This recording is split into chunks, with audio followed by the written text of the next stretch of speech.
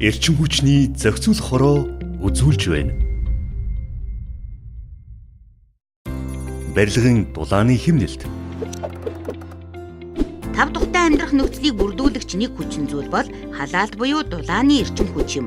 Судалгаагаар орон сууцнд хэрэглэж байгаа эрчим хүчний хэрэглээний 70% зөвхөн орон байрыг халаахад зарцуулж байгааг тогтоосон бөгөөд өрхийн төсвийн ихээхэн хэсэг үүнд зарцуулагддаг ажээ.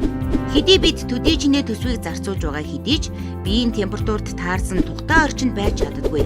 Энэ нь барилгын дулаан алдагдлаас үүдэлтэй. Барилгын дулааны алдагдал нь дараах үндсэн хоёр алдагдлаас бүрддэг.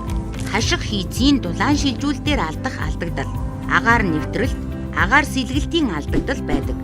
Барилгын хашлах бүтцийг дулаалж барилгын дулааны алдагдлыг багасгах нь түлшний зарцуулалт, хот суурин газрын агаарын бохирдыг бууруулахаас гадна айл өрхийн төсвийг хэмнэх, тав тухтай амьдрах нөхцөлийг дээшлүүлэхэд эергээр нөлөөлнө. Эрчим хүчээ хэмнэцгээе.